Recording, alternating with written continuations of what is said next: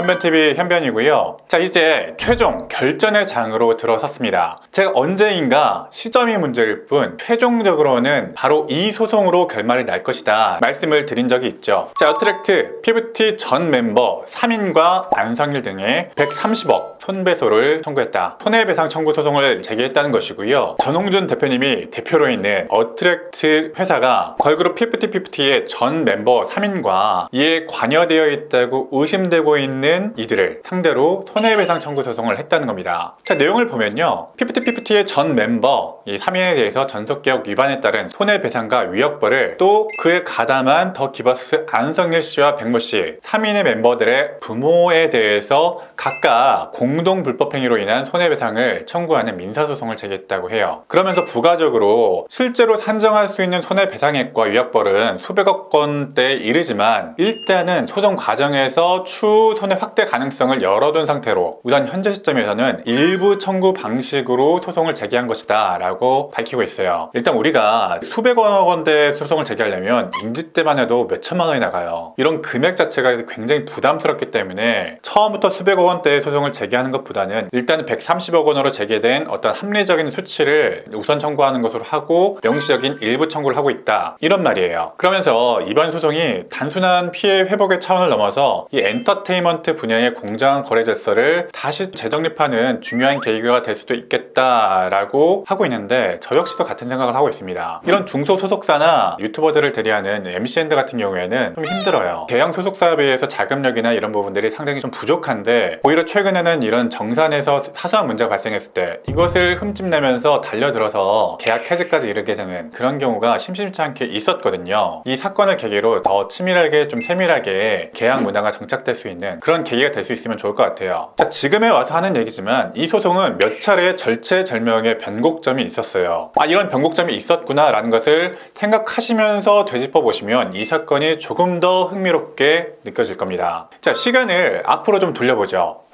자, 첫 번째 중요한 변곡점은 바로 가처분을 할 때, 자, 지금 아티스트 측도 대형 로펌을 선임하고 최선의 법리를 구상했을 거 아니에요. 또 원래 계획되어 있던 일정들을 소화하지 않으면서 매출을 발생시키지 않겠다, 배째라 라고 나오는 상황이 연출이 됐단 말이죠. 자, 이렇게 아티스트들이 전속계약에서 빠져나오고 싶다라고 하면서 매출도 발생시키지도 않고 이렇게 가처분까지 신청하게 된다면 이 소속사 입장에서는 대단히 좀 난처할 수밖에 없습니다. 이 소속사 입장에서는 할 수 있는 선택지가 둘로 강요되는 입장이 있어요. 첫 번째는 나는 무슨 소리냐, 그 계약 해지에 나는 동의하지 못하겠다, 우리 측에 과실은 없다 라고 하면서 계약 해지에 부동의하면서 계약을 유지하겠다 라고 항변하는 방법이 하나가 있고요. 두 번째는 계약 해지 자체에는 동의한다, 그래 더러워서 못하게 맞겠다, 근데 너희가 이 가처분 신청하고 의무를 해태하면서 너희들한테 귀책 사유가 있는 해제야, 그러니까 나는 위약금 청구하고 또 손해배상 청구할 거야, 놓아주되 손해배상 청구하는 이 두 가지 선택지가 강제되는 면이 있습니다. 애지중지 키운 아티스트들인데 빌보드에 진입을 하면서 정말 꽃을 막 개화할까 말까 한 그 시점인데 이 정산자료나 이런 부분에 조금의 실수나 잘못이 있다고 해서 이것을 귀책사유 삼아서 정말 뒤통수를 맞은 격이니까요. 너무나 억울하고 화가 나겠죠. 그래서 일반적인 경우에는 2번 선택지를 선택할 수밖에 없어요.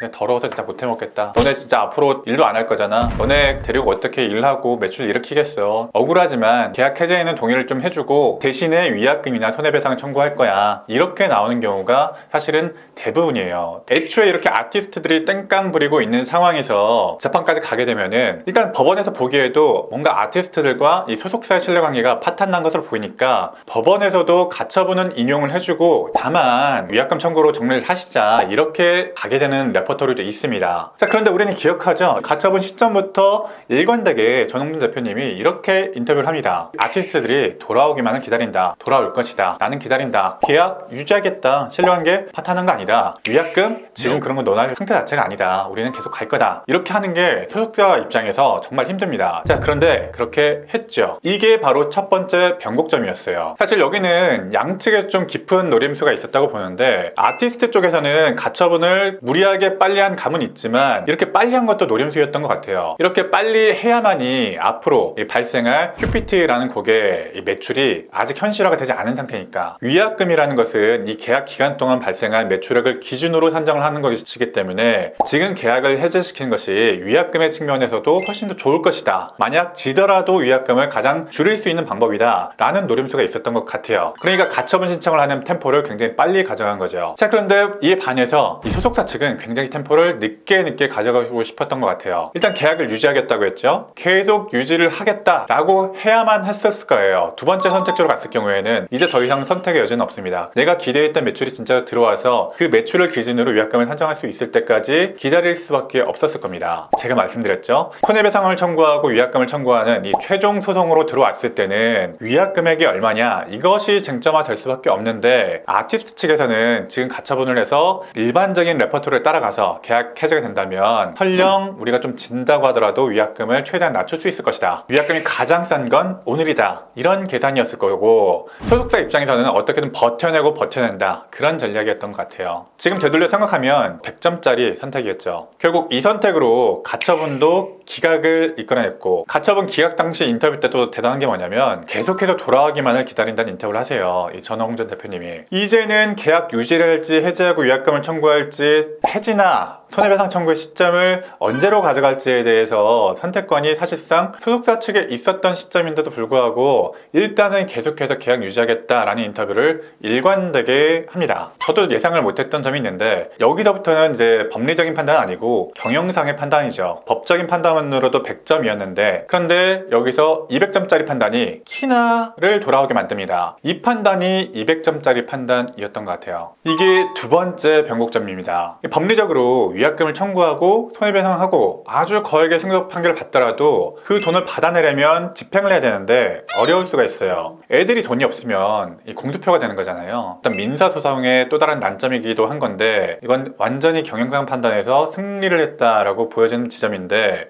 또 활동을 계속할 수 있는 멤버 몇 명을 돌아가게 만들겠다. 그것이 바로 키나였던 거죠. 이 승리의 미소 보이시죠? 이미 이 시점에서는 투자금에 대한 손해는 어느 정도 감소를 해야 되는 시점이고, 어쩔 수 없이 선택이 강제되는 상황이었는데, 그렇게 선택해야 되는 이 차악들의 선택지 중에서는 한 가지 선택지만 한 것이 아니라 그래도 두 가지의 선택지를 모두 가져갈 수 있는 그런 판단을 한 것이다. 저는 그렇게 보고 있습니다. 사실 가장 좋았던 것은 이 50/50가 정상적으로 활동을 해서 계속해서 빌보드에서 좋은 성과를 내는 것이 가장 좋았는데, 그것이 안 되었다면 어쩔 수 없이 법리적으로도 좋은 판단을 하면서 그래도 명맥을 유지할 수 있는, 활동을 계속할 수 있는 토대 정도는 마련했다고 볼 수가 있겠죠. 다시 현재 시점으로 돌아와서 현재 이 50/50의 새 멤버들만이 아니라 그 부모들과 더기버스의 안성일 또 백씨까지 같이 청구를 하고 있는데요. 사실 이 소송은 약간은 도전적인 소송이 될 거예요. 일단 기본적인 구조는 이 위약금, 위약벌과 이 손해배상 같은 경우에는 전 멤버들에게 청구를 하는 것인데, 그에 더해서 그들의 부모와 안성일 씨, 백모 씨 같이 좀 껴넣었잖아요. 이거는 스스로 조금 더 난이도가 높은 소송을 하게 되는 거라고 보여져요. 어떤 손해배상이나 위약벌 같은 경우에는 정형화된 레포토리가 있는데, 그 레포토리를 좀 벗어나서